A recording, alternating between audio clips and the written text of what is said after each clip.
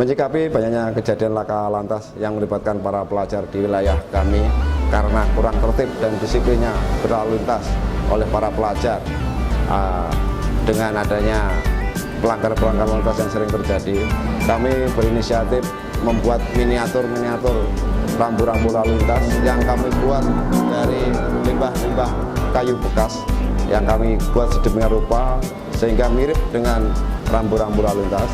Kedepannya untuk rambu-rambu lalu lintas atau miniatur rambu lalu lintas ini akan kami bawa sebagai sarana kontak ke sekolah-sekolah.